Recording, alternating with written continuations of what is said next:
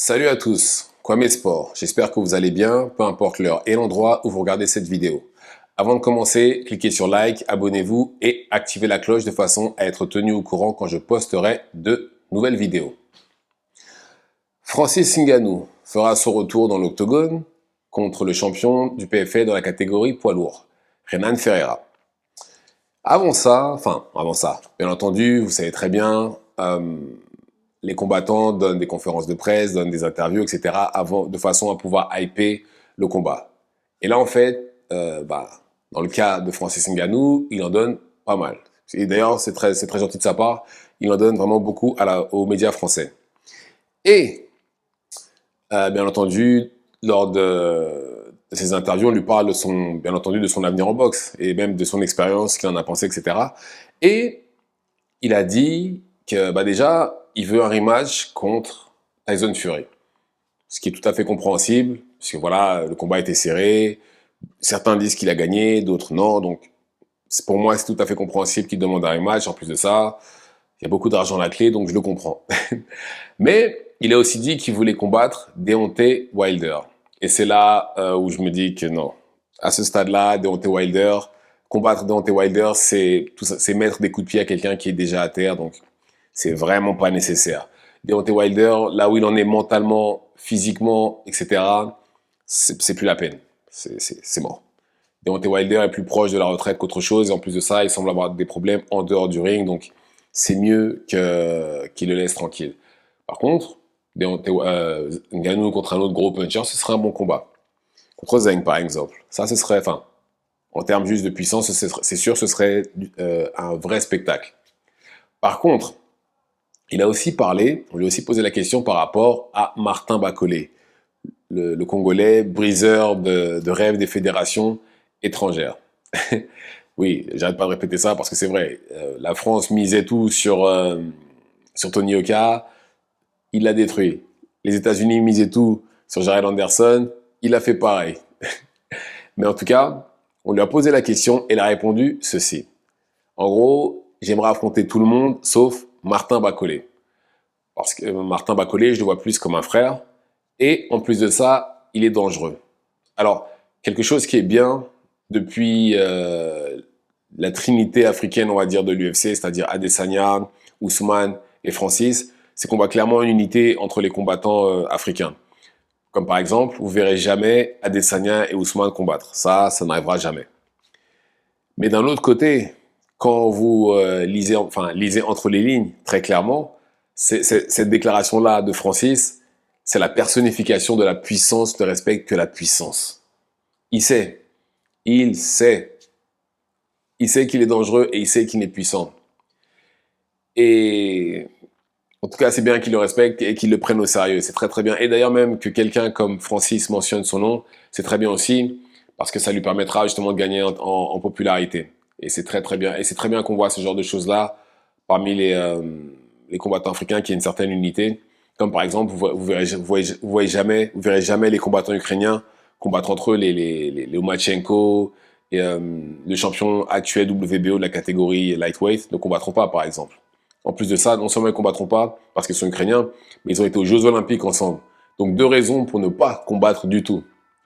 Et bref, personnellement, je suis pour ce genre d'unité-là. Même si des fois, j'estime que les gens du même pays doivent combattre, comme par exemple, j'estime que par exemple, Sadio Lele et Billy devraient combattre. C'est le seul cas où j'estime que c'est nécessaire, du moins pour l'instant. Mais sinon, quand ils sont à un niveau, on va dire, non, peut-être pas au top, mais on va dire en dessous, c'est pas nécessaire. C'est pas nécessaire. Mais en tout cas, je trouve ça beau. Mais, si Francis et Martin Bacolé étaient amenés à combattre, je pense que Bacolé le mettrait KO. Ouais, je pense qu'il le mettrait KO et ce sera peut-être même pire que ce qu'on a vu contre Anthony Joshua. Ça pourrait même être pire que ça. Ce n'est que mon avis et faut pas oublier que c'est un boxeur de métier, Bacolé. Pas Francis. Francis, on l'a vu très bien. On l'a très bien vu contre. Déjà, l'UFC, il n'avait pas le cardio. Même si il s'en est toujours sorti, mais on voit clairement qu'au bout d'un moment, il avait la bouche ouverte. ce serait quelqu'un comme Bacolé arrivera à le faire boxer avec la bouche ouverte encore plus vite que les autres. Mais bon, en tout cas, bon, je pense pas que ça arrivera, hein. Les deux ont des chemins ont des chemins totalement différents.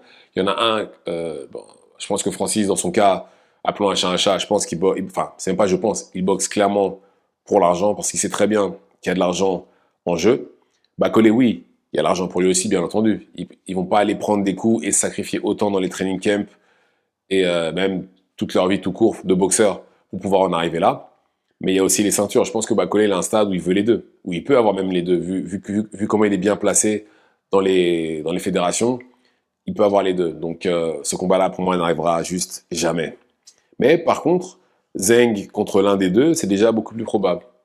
Même si je pense que c'est pas, même si je pense que je préférais voir Francis contre ouais, Dillian Whyte ou Derek Chisora. Mais voilà, contre Zeng, je dis pas non non plus. Mais en tout cas, pour moi, j'estime qu'il a quand même un avenir dans la boxe, malgré ce qui lui est arrivé contre Anthony Joshua. Je pense qu'il a un avenir dans la boxe, et par contre, il faut qu'il vise plus bas. Comme j'ai dit, quelqu'un comme Derek Chisora, Dillian Whyte, ce serait plus ce genre de personnes-là qu'il devrait viser plutôt que justement l'élite, où malheureusement, je pense qu'il se ferait encore ridiculiser comme ça lui arrivait contre Anthony Joshua. Mais bon, là, il est de retour au MMA, il va combattre Renan Ferreira. Voilà, j'espère qu'il va gagner, qu'il va revenir au top du top. C'est tout ce qu'il mérite, vu malheureusement ce qui lui est arrivé cette année. Je pense qu'une victoire lui ferait le plus grand bien.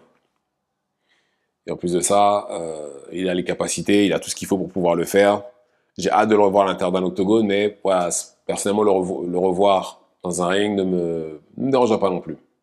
Mais, vous savez, j'ai beaucoup d'admiration pour Francis Ngannou. Pour moi, c'est l'ultime modèle de réussite, parce que on parle quand même de quelqu'un dont personne ne croyait qu'il deviendrait même juste un simple boxeur. On lui a dit de laisser tomber. Il a fait mieux que ça, beaucoup mieux que ça. Il faut voir le parcours aussi. On parle de quelqu'un qui a quand même traversé l'Afrique, qui a traversé le désert et qui a traversé la mer plusieurs fois pour pouvoir arriver en Europe et réaliser son rêve. Non seulement il a réalisé son rêve, mais il a fait mieux que prévu. Il a gagné dans la vie. Le jeu de la vie, il l'a gagné. Il a même fini le jeu, j'ai envie de dire. Si demain il est amené à partir à la retraite, je suis quasiment certain qu'il y aura un film sur lui. Sûr et certain, il y aura un film qui se ferait sur lui. Mais en tout bon, après, je pense pas que sa carrière soit terminée, hein. Je pense qu'il y a d'autres choses qui vont s'offrir à lui, que ce soit au PFL ou en boxe anglaise. Mais en tout cas, si demain il décidait d'arrêter de combattre, sûr et certain, il y aura un film sur sa vie. Mais en tout cas, voilà. Je suis très content qu'il ait mentionné Martin Bacolé. Parce que lui aussi, je trouve il est bien classé dans les rankings, dans les classements des fédérations. Mais par contre, voilà, je pense que son management ne fait pas bien son travail, parce que si vous regardez bien, depuis Tony Yoka, il combat qu'une fois par an, malheureusement. Certes, il est encore jeune, hein, il a 32 ans, et surtout pour un heavyweight, c'est pas spécialement vieux, mais il devrait combattre beaucoup plus normalement, beaucoup plus. Il devrait avoir facile, ouais, je sais pas, peut-être, il devrait combattre au moins 2 fois par an, par exemple, minimum 2 fois par an.